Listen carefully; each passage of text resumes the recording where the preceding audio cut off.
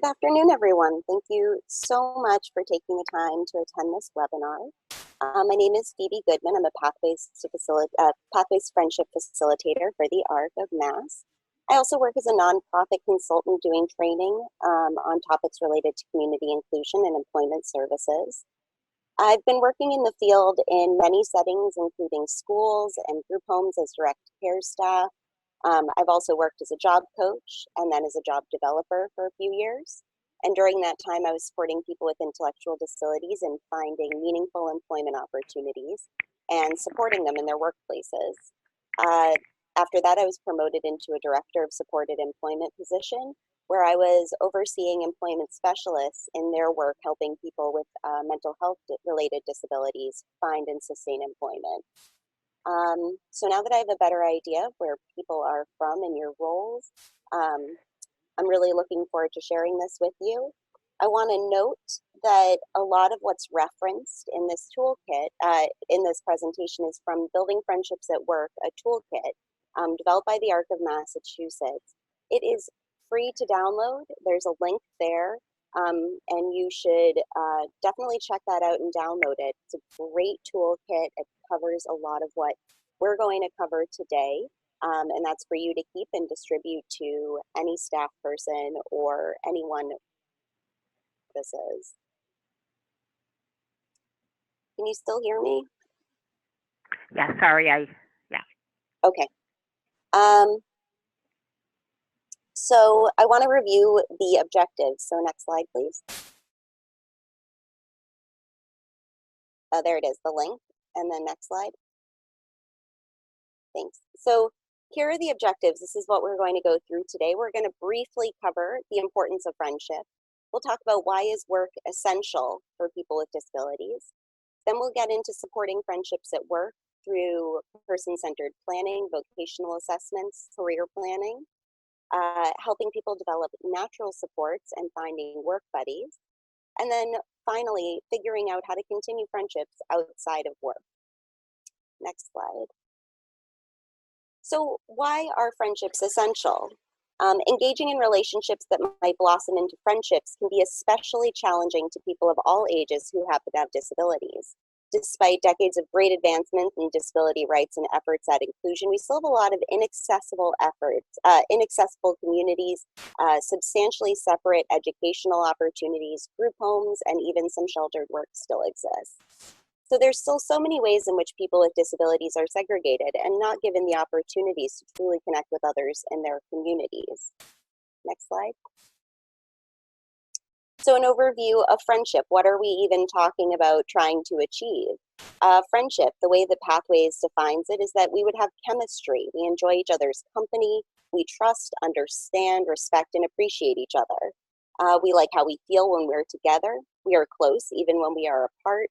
We look forward to being together. We commit over some time. We give to each other, and we may not always give in the same way, but what we give and what we receive is of great value to each of us. And everyone in this world needs friends because people with friends are happier, healthier, and safer. We will go over a bit about health in just a moment, but in terms of safety, sometimes people have concerns about people we support going out and making friends in their communities. But when we really think more deeply about it, it's actually more caring eyes on the person in the community. It's someone to wonder, where they are if they aren't at their weekly yoga class, or if they're missing from work. It's their work buddy saying, "Where are they today? Why aren't they here?" It's more people with eyes on, and that increases safety for people. So now we're going to talk a bit about why employment is really essential. You go to the next slide. So next. So what is one of the first questions people ask when introducing themselves? It's, what do you do? Next slide. Yep. And, oh, yep, that's fine. And what would you miss most if you were unemployed? So next. Thank you. Money, social interactions, a schedule, something to look forward to, and a sense of pride and accomplishment. If you were unemployed, I would assume you would be missing all of those things in your life as well. There's something really nice about working with people that you like, even just having a couple of work buddies to catch up with over breaks and lunch. And those friendships can blossom outside of work. I'm sure many of you have made friends at your various jobs over the years as well. So now let's talk a little bit about unemployment and wellness, again, featuring why this work that you do is so important in connecting people through work. Next slide. So there are physical health consequences to unemployment. Unemployed people are more likely to have poor health habits like excess drinking and eating, smoking, and lack of exercise or a sedentary lifestyle. And unemployment was strongly linked to long-term mortality in numerous studies. Next slide. Long-term unemployment is associated with a decline in social networks and frequency of social connections, and unemployed individuals are less likely than others to engage in civic groups and other types of community action. So being unemployed could be very socially isolating. But there are tons of positive non-vocational impact for people when they do have work. Improved mental health, improved self-esteem, been shown to reduce hospitalizations, an improved quality of life as rated by people who were studied, improved social functioning, positive perception of well-being and self-efficacy, and it reduces poverty. There's so many ways that being gainfully employed can positively affect one's life. Next slide. Employment also represents a desirable social role. As we talked about, that's one of the first things that people check in with you about when they meet you is, what do you do for work? How do you spend your time day to day? It's also an affirmation of one's own identity, having a role in this world, and a symbol of normal functioning and ability. People may perceive themselves as able, which may lead to improved feelings of self-efficacy and self-determination, and this enhances social and civic interactions with others. Through being employed, people with disabilities feel more capable and comfortable in those social interactions out in the community. Next slide. Competitive employment may be associated with greater improvement over time in symptom control, quality of life, self-esteem, and social functioning compared with no employment. So when we talk about competitive employment, getting people jobs that are really meaningful to them, that are not necessarily customized for people with disabilities or carved out in that way specifically, those type of jobs where people have gainful employment that's really meaningful to them, they've seen just so many improvements in their lives, not just, in terms of their finances, but in terms of those social connections that they're building. Next slide. Gainful employment provides individuals with financial resources needed for participating in community events and social activities, which makes sense. When you have money, you have more opportunities to participate in things that where you could potentially connect to new people. Without having the financial resources, people can become more and more isolated. So now let's move into discussing friendship at work. Now that we've reviewed why it's so important for people to have those social relationships. Next slide. So what tools are available to help you develop a good career plan that assists in facilitating relationships in the workplace? We're going to go over these next. Next slide. You start with person-centered planning and building a personal profile. I'm sure many of you are familiar with person-centered planning. By building a person-centered plan or a personal profile, those are effective ways to capture lots of information about the individual that can be useful in creating a good job match between the individual and a job in the community. And these tools probe at issues relevant to the possibilities of relationships in the workplace. So not just focusing on vocational skills, but what are the other things that need to be focused on to expand the possibilities of developing relationships in the workplace. Next slide. So assessments typically include, but are not limited to, the following things like preferred work environment, the type of work task that the individual is capable of handling, the type of work the individual is interested in doing, one of the most important things that you're trying to assess, the schedule the individual can work, available transportation, and the level of supervision required. That's the beginning of that assessment. Next, we would move into relationship mapping. Next slide. You see an image here with the person in the center and circles going out.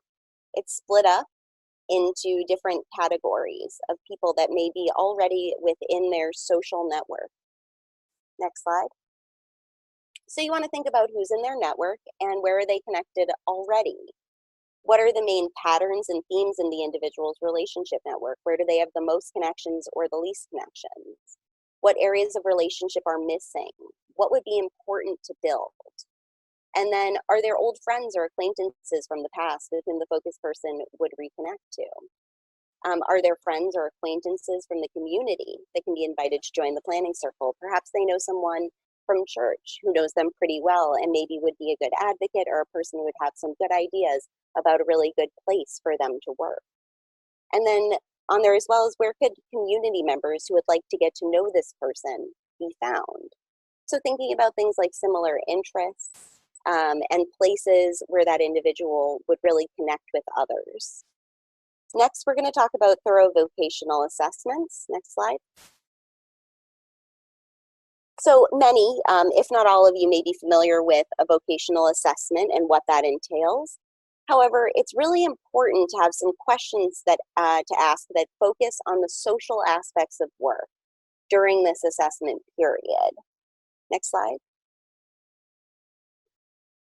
So it's especially important with new referrals, people that you don't know well, to conduct an individualized, person-centered assessment of the person's strengths, needs, preferences, and capacity for employment. This assessment should involve career preferences, interest inventories, and background information from a variety of sources, and real work experiences to give you a really good idea of what an appropriate job match would be for this person. Next slide. So assessments can range from 20 to 60 hours depending on the individual. Some individuals with little or no work experience or with challenging issues may need a little bit longer of an assessment period to do some strategic planning and problem solving. However, the most important part of this assessment process involves the employment staff really getting to know the individual and developing a positive relationship with that person. And this will facilitate a good job match and in turn a higher likelihood of developing relationships in a new job. So the career planning process. The planning process itself shouldn't be limited to staff and the person supported, but family, friends, and other community resources should be invited to the table as part of this career planning. If the individual is served by another agency residentially, those people should also be involved, because it's likely that a desirable job with the potential for friendships with coworkers will take some coordinated efforts among multiple provider organizations. I have found this to be very true. It requires coordination and cooperation between the home, day program, and residential services to ensure success. So this could mean working with one or more provider organizations to ensure the person is ready for work in various ways. Maybe it's that they're dressed for their interview, or has food packed for their long day at work, or that transportation has been arranged. More and more people are finding jobs outside of typical employment day hours. So it's important to involve the residential staff, because there may need to be some coordination about how the person is going to get there and get home from their shift. Having the right people at the planning table ensures that the process pays attention to opportunities that will enhance the chances of good relationships, including friendships developing at work. Next slide. So it's super important that the individual is actively involved in determining aspects of planning this meeting. For example, where and when it's held, who should be invited, things like that. And the individual must be the focus of the discussion, with questions being directed towards that person. So participants should not be talking about the person, but directly to them and really getting their input. Next is creating an action plan to assist the individual securing employment that involves the people attending that meeting. That can be very helpful. So there may be someone who has a contact in their network who could connect with an employer, or just the residential staff ensuring that they could support transportation.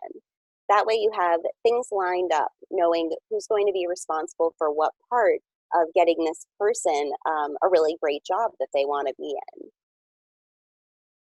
So next slide. I'm just going to share with you a story about Joe. Joe acquired a severe head injury at the age of 14 when he was in a motocross race and crashed his motorcycle, leaving him in a wheelchair and having to start the long road to recovery. Joe was referred for employment services when he turned 22, and after completing a vocational assessment, employment staff conducted the person-centered planning process with Joe and his team. So Joe was emphatic about getting a job in the motorcycle business. The team, despite having some concerns, honored his passion and began looking for work in a desired career. They contacted local motorcycle shops as well as local auto shops in the area, and one successful company, Ronnie's Cycle Shop, knew Joe's history. After much discussion between Joe and his team and Ronnie's, they carved out a part-time job. So Joe does a myriad of duties for them, including detailing the motorcycles, assisting with inventory, and packaging the products. He loves his job and they love him. From cups of coffee in the morning with coworkers to attending work functions to assisting in a fundraiser annual event, Joe has become a part of Ronnie's family for the past 11 years. I think this is a great example of people really honoring someone's interests and abilities. Joe really wanted to be working with motorcycles. That has always been his passion. So the staff, despite any concerns they may have had about that, truly honored what he wanted and found a way to work with a shop to truly give Joe some meaningful work in the field that he wanted to be in. And Joe not only works for them, he's become more closely tied with the other employees by participating in different events like the fundraiser and having coffee with his coworkers in the morning like anyone else would. The next slide.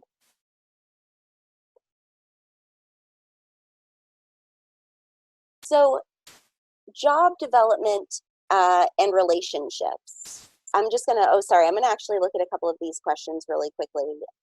Yes, there are some recommendations that I have for interest inventories. There are a lot of them available, and I think there's a few that are particularly good. I've also created one that I think is pretty helpful. And if folks want to get in touch with me to talk more about that, my contact information will be on the last slide, and everyone will receive this presentation after the Zoom meeting today. So back on job development and building relationships.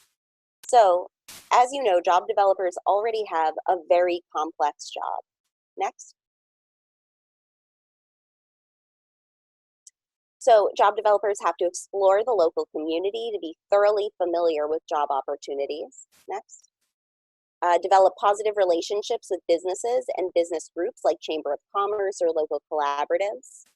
And then also be good salespeople in the sense that you have to be able to convince employers that the people you support can meet their business needs or even exceeds those, and maybe convincing family members of the benefits of working in the community, and often having to convince the individuals that they are deserving and capable of real jobs alongside other community members.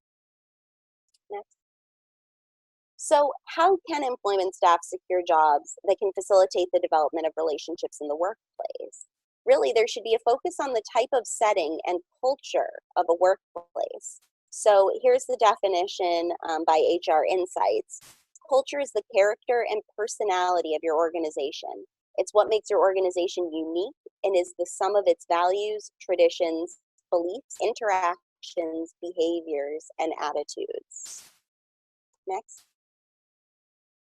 So for example, in work settings or cultures that have progressive management, that would be something to look for, such as having experience in being inclusive or having a philosophy about being inclusive. Perhaps they have a diversity page on their website.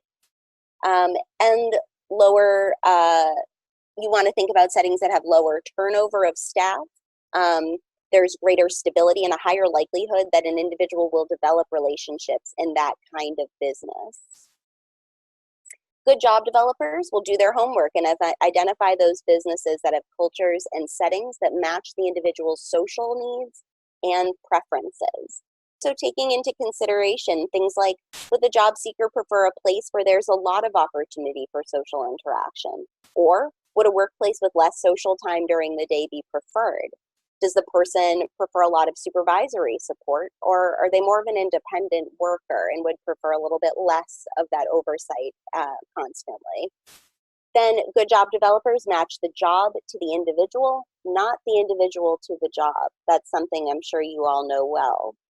And finally, it's far easier to develop relationships in a work culture when the employee is an individual placement on the company payroll and is a part of the daily routine and structure of the business. So it's easier to support one person at a workplace in developing friendships than it is to support multiple people at a job site in doing that. The connections would be more individualized. You can put a lot of focus on the assessment side of it, right? You could focus more on exactly what that person needs at that workplace. But if there's multiple people, it can be more challenging to achieve that individualized support when trying to navigate finding those natural supports in the workplace. Next slide. A little bit more about this initial process that the job developer or the employment staff is doing. So the following factors should be included when conducting a job analysis or assessment to determine if the job is a good match for the individual.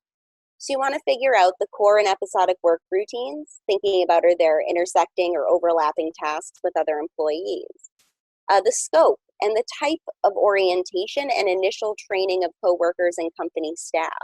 So you want to know, is there a company orientation for all new staff to attend? Would they meet people in that way? And what kind of training they would get. You also want to focus on the availability and willingness of coworkers to assist in work-related matters. So thinking about, is there an unwritten lead employee in the department that others go to for assistance? Not necessarily just a person that you're supporting, but who is that unofficial person that people seem to ask questions of instead of going to their big boss to ask a question? You want to consider the unwritten rules that are unique to that setting. Thinking about things like, do people dress, business casual day to day, but on Fridays people wear jeans? Things like that maybe the individual wouldn't know beforehand, but would fit in better in that work setting by knowing those unwritten rules. And then again, thinking about the worksite culture of productivity, quality, and social interactions. Do people like to socialize around the water cooler during the day? Do people quiet down when the boss comes in the office? Things like that. Next slide. So it's easier for friendships to develop if positive relationships amongst coworkers are nurtured and supported from the start. And there's several things that the job coach should do to facilitate developing relationships. So similar to what we were just talking about, what the job developer is doing, when the job coach starts with the individual, a job analysis should be completed. It should be, if possible, completed prior to starting their job or right at the beginning of them getting started. Next slide.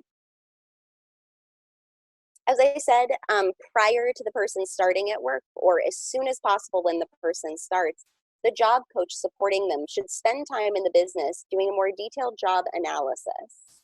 This is in order to not only learn the job routines, but also being able to read specific aspects of the workplace culture. So those are the things that I was sort of talking about before, things like appropriate attire, including special days, learning the flow of the daily schedule or work routines, their food and drink routine throughout the day, when and where do people take breaks, where do people gather at breaks, or even before work is there an opportunity to connect with coworkers, and to figure out the key coworkers or supervisors for orientation and training. So it's sort of repeating the important aspects of what the job developer was looking to prior to supporting that person and starting the job. And the job coach actually at their job sites can really figure out the real day-to-day details of those factors. It's hard to predict when the job developer is trying to figure out something like when and where do they take breaks. That's certainly something that a job coach would be able to answer much more easily when at that job with that person once they've started. Next, natural supports. Next. So after the job analysis is done, the job coach and employment team should develop a training plan that incorporates as much natural support as possible. So thinking about things like transportation, You want to secure and facilitate transportation that's as typical as possible, which includes the possibility of carpooling with other new coworkers. Other options might be taking the bus if that's possible, learning a bus route. I supported a gentleman in getting a really great job working with food at a chocolate factory. And one of the things that we supported him to do was learn how to take the bus back and forth from his home day to day. This provided him with a lot of independence. He felt really proud of this opportunity to grow in this way and learn his route, and he felt very proud that he got himself to and from work throughout his entire tenure working there. Orientation, you want to think about coordinating with the employer on how the individual will be oriented and trained. You want to try to get the employer to commence doing this on day one. You want the person to be oriented just like every other employee. It's so essential that they receive the same training as any other coworker would receive, and that they also get the training they need to do their individual job tasks. The next one is training, to utilize current employees whenever possible to help the person you support understand job tasks and culture. So having a supervisor or a coworker show the individual how to clock in and out, as opposed to the job coach doing it for that person. Is there someone there who can assist in that way? Next. Then you want to consider interactions. Facilitate and encourage interaction between the person you support and their coworkers at breaks, lunch, and during work time. You want to encourage him or her to take breaks or lunch at the same time as their coworkers, if this is possible.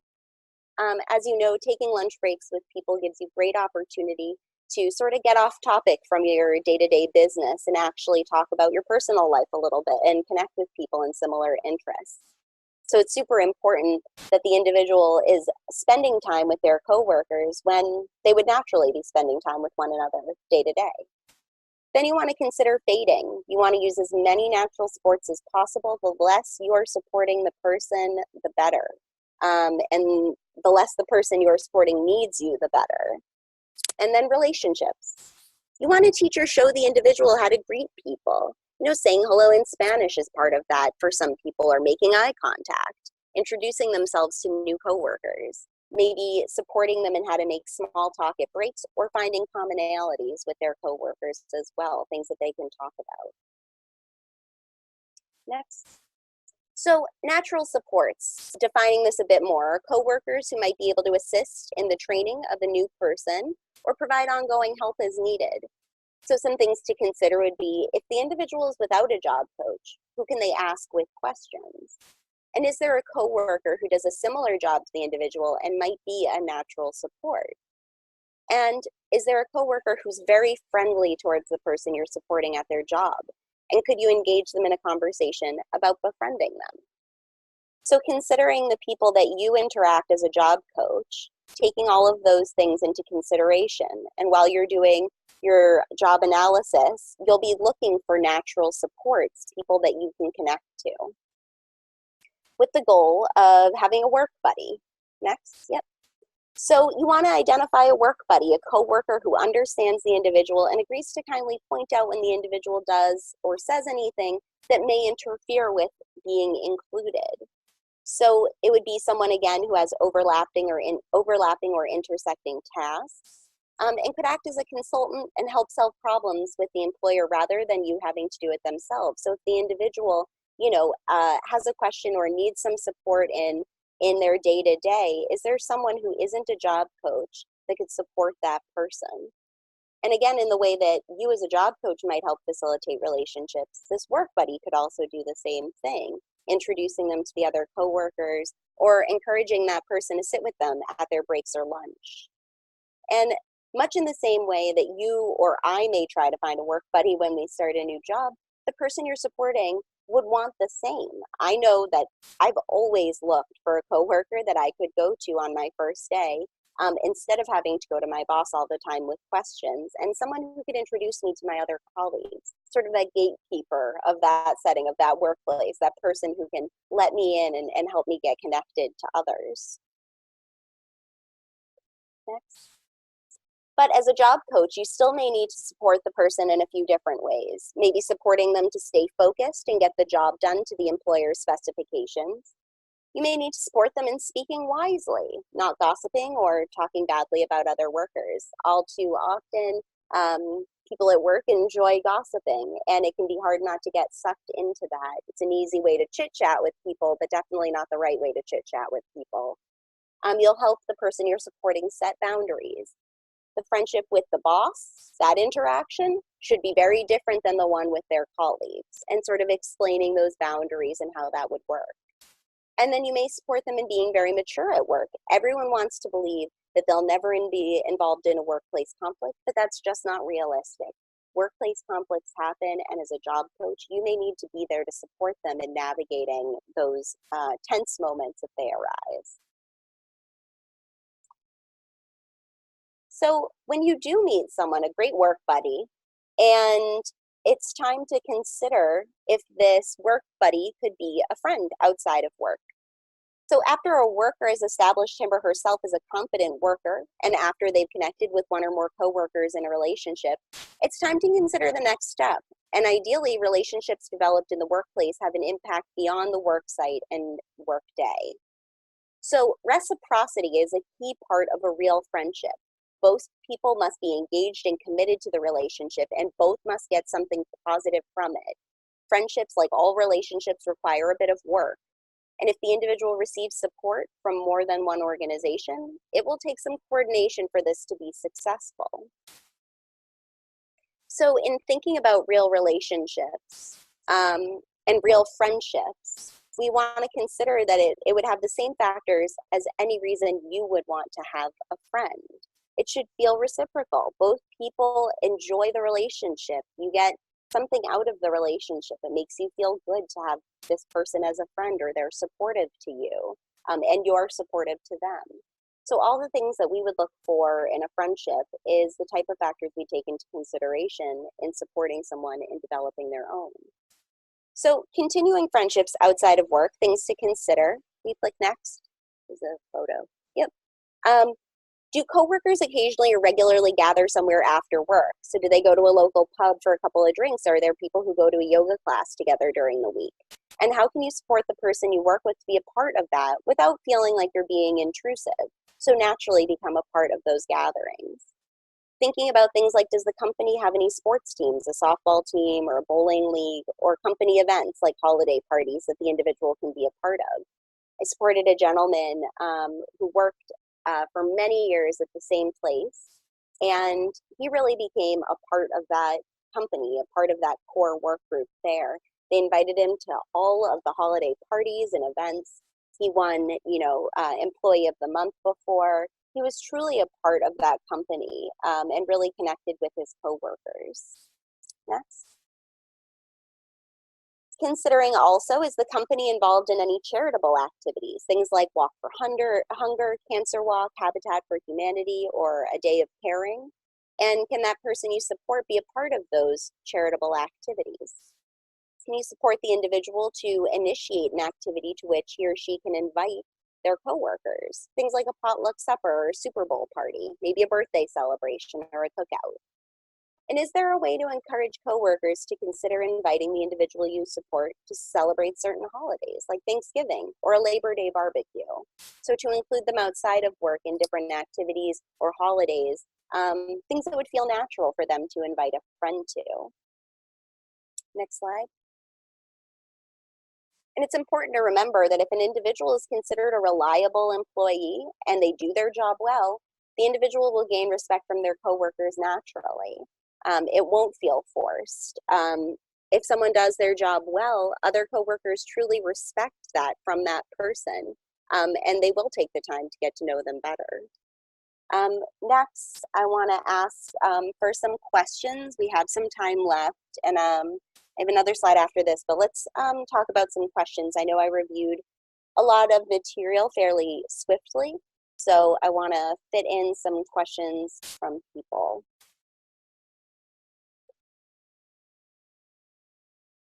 About any part of this webinar.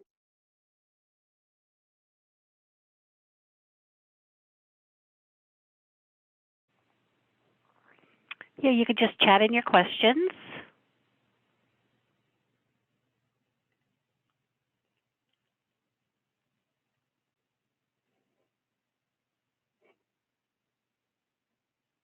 Give it a minute or so.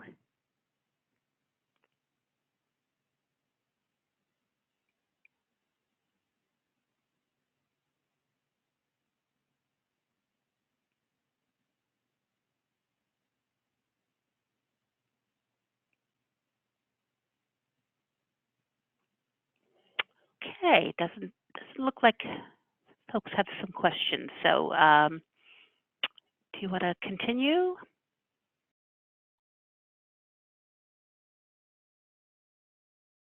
Okay. All right, so I see one that says, do you have any tips for sort of selling as like the salesman role your individual ways to make them sound more deserving? So do you mean, Amy, do you mean supporting that person in terms of sort of selling their unique abilities to an employer? Yes, okay. So when I engage with employers, I really consider the strengths of the individual. And as we talked about, those assessments are super important for finding a good job match. In good job development, you want to go out and you want to meet with the employer and talk to them without having a specific person in mind. And the reason for that is you genuinely want to hear what this employer's needs are. At that point, you can start to think about who are the people that I work with who have these strengths and abilities, who will be an excellent match for this job. So when you do approach the employer, you're really sharing information about someone that you genuinely think would meet or exceed their expectations and their needs. So I think in terms of being a good salesman when you talk to businesses about, why they should consider hiring someone, think about that you're helping them out. They're going to get an amazing employee. And it's not just a one-way street. This is reciprocal. They're really going to get an awesome employee who can do everything that they're hoping for.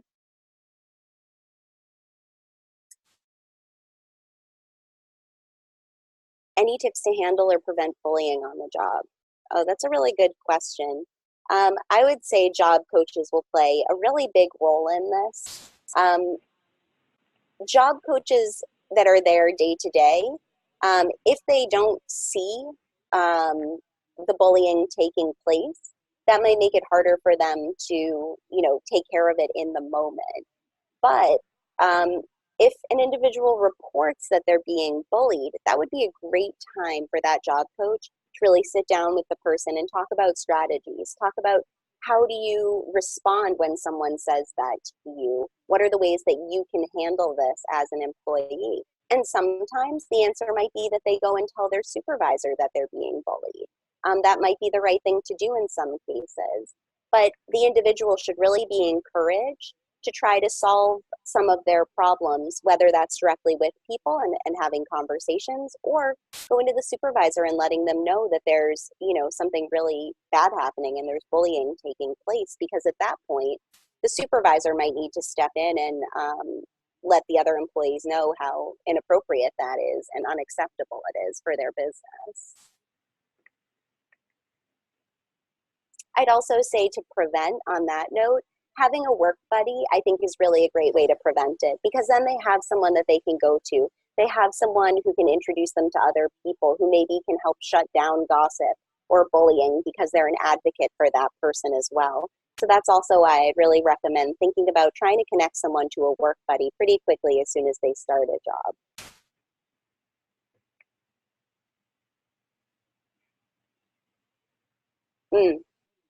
Okay, so how does one best advocate the concept of an on-site job coach to a hesitant prospective employer?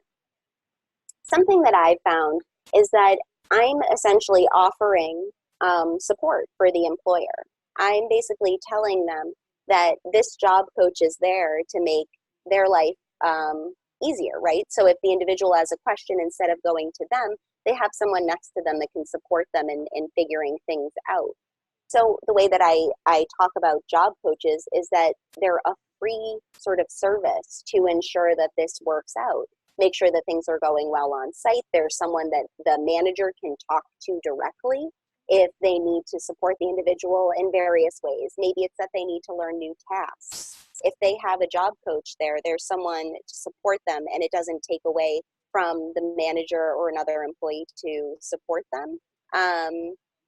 And that's generally how I do it, is that it is a service in some way that you're providing for free to ensure that this placement, this person working there, will be successful.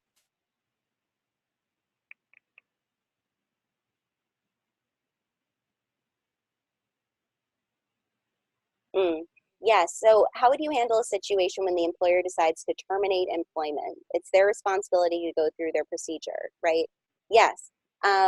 It would need to go through, if an employer decides to terminate employment for someone that you're supporting, it would have to go through the exact same process that anyone else would go through when being terminated from their job, right? So if they have procedures in place for a first warning and a second warning before termination, your individual should have those same considerations as well. They shouldn't be terminated, any sooner than another employee would be for something comparable to someone else.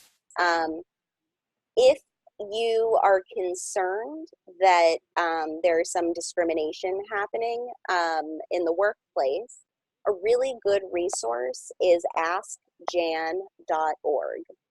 And askjan.org is the Job Accommodation Network, and they are a great resource. They have a phone number you can call to discuss specific issues, and they provide a variety of resources on the topic of job accommodation and discrimination.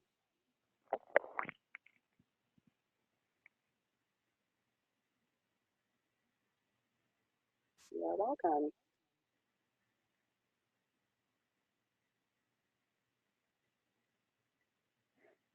And I'm curious if people have successfully helped someone make a work buddy. I'm wondering, have people just sort of like letting has anyone successfully helped someone build a natural support at work like that? Okay, Dawn has. Yes, I'm Jillian. Great. Yeah, it's very possible to do. It does take a bit of work. Great, Janine has as well. Excellent. So it takes a bit of work. You really have to do some good planning. You have to do really good job analysis, and the job coach working with that individual needs to have a focus on that as a goal. And that really can make a big difference in the workplace for the person you're supporting. And it also ensures that the job coach could fade back over time, which is ultimately what we would hope. There was another question from Margaret. Is there a list of companies who are more disability sensitive? A company perhaps that is training regarding bullying and how to interact with the people with challenges. Okay. I don't know about a list that are more disability sensitive. I have seen lists online of companies that really promote diversity. I don't know of specific companies that have those types of training about bullying. I have worked with companies, though, that have said, we've never hired someone with a disability before, and we want to make sure we're interacting respectfully, and that the other employees know how to interact in the right ways.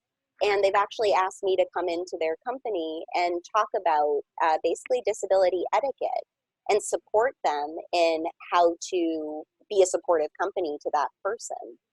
So I would say there are definitely lists somewhere online about the companies who are more disability sensitive, just as there are lists about which businesses will hire people who have criminal history, right, who have quarries. There's a variety of lists online. I would say while doing good job development, it's really important, check out that company's webpage as you're doing research and see, do they have a diversity page already that speaks loudly? Do they have in their posting for the job that they encourage people with disabilities to apply? That's something to also consider when looking at companies to apply to.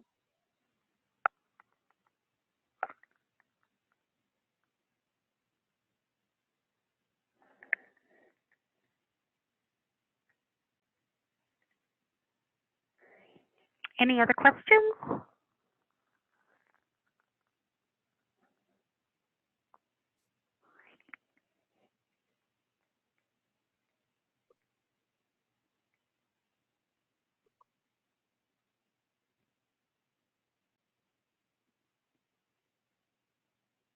Okay, we can move on to the next slide. All right, and I just really want to leave you with this. Be an optimist and be persistent. Determining what a person can do versus what they cannot do is critical to the job development success.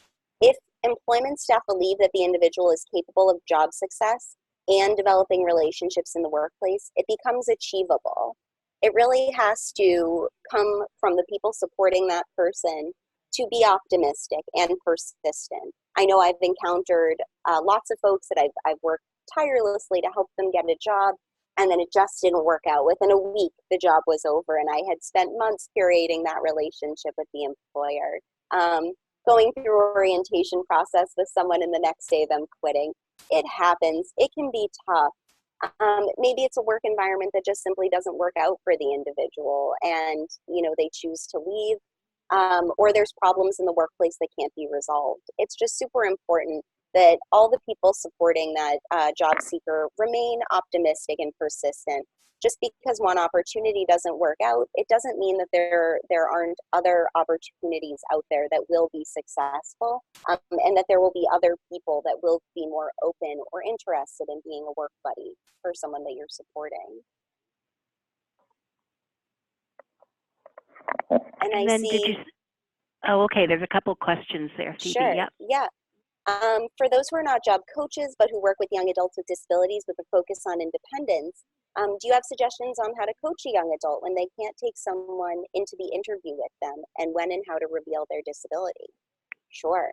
So I do a lot of role playing. Part of some of the consulting that I'm doing is I'm actually doing pre-employment transition services with youth to support them in getting ready to find work.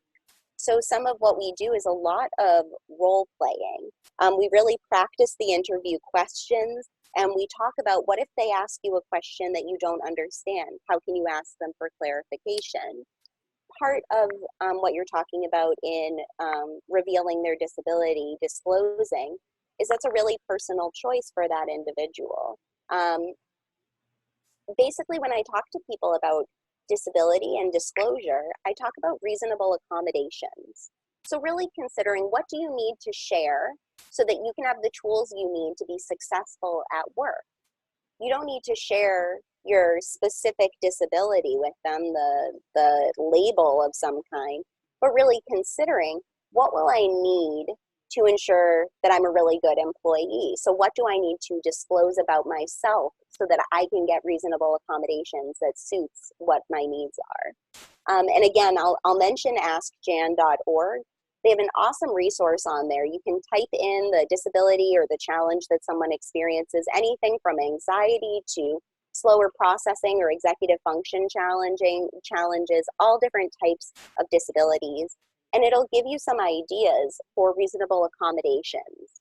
So what are some things that other people have requested that are considered reasonable accommodations that'll help this person in the workplace with their specific challenges? So I typically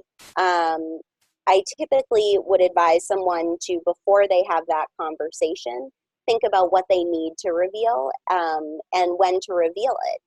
People can let their employer know when they start work of their disability as well. Basically, though, you have to consider those reasonable accommodations. Should they be in place before the first day of work, or is it okay for those things to be discussed when they begin work? Is there a place for families to report to the state when bullying takes place on the job and the company does very little? I don't know of a specific report line for that, but again, you can call Ask Jan and see if they, askjan.org, and they might actually know of something more specific to that. I'm not familiar with that, the legality of all of that. And then one last thing was regarding role playing. I found that anxiety gets the better of them, and while we have coached them as well as we can, long pauses of silence while processing or lack of eye contact has caused an individual to not get hired. and I've often wondered if revealing a disability hurts or helps in a scenario like that. Sure. So I have found when I approach an employer and am supporting someone in their interview, that it be considered an accommodation to have someone in the room with them. And letting the employer know you're not there to answer the questions for them, but just support them so that they have reduced anxiety. Or if there's a question they don't understand, that you could flip the wording for them, but you wouldn't be responding to any of the questions. I've only found in my many years of doing job development and employment work, actually 2 employers that said no, they would not allow an individual to have me in the room for an interview. Luckily, that person was able to navigate the interview without me, and the other person had challenges, just like you're saying, that can happen, the processing time or lack of eye contact. I have found, depending on the person's needs, that revealing the disability beforehand can be helpful. You never know, they may have supported someone with a disability in their workplace before, and they understand what having a support person is in that role. And if they don't, then it's sort of up to you to explain what your role would be during that interview, and determining when they should disclose disability.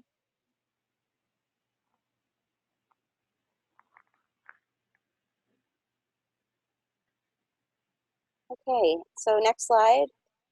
This is my, my contact information for all of you. You will be receiving a copy of these slides. You'll have access to all this information as well as my information here. You're welcome to contact me through my ARC of Massachusetts email address that's listed there. And additionally, I mentioned I work as a consultant. I do training and staff development on community inclusion practices and employment services for nonprofits. So if you or your agency is interested in learning more about the types of trainings I offer, you can visit the website I have, which is just phoebegoodman.com. And you're also welcome to email me at my personal email address with any questions or follow-up discussions, or like much of these questions that are very specific, any strategizing you might like to do. I always welcome chatting with people about the work that they're doing in the employment world. And I think that's it. On the next slide is just a list of references and resources that you'll be receiving that has some of the empirical research that I referenced on there, as well as some of those websites that I mentioned. And I'll make sure that the askjan.org is also listed on there for you as well, as I mentioned it a couple times. And Okay. yes, the assessments, if you would shoot me an email specifically, Tina, about the assessments, I can follow up with you more on that. All right then. Well, thank you so much, Phoebe, for a great presentation. And thank you, all of the individuals who participated today in our webinar.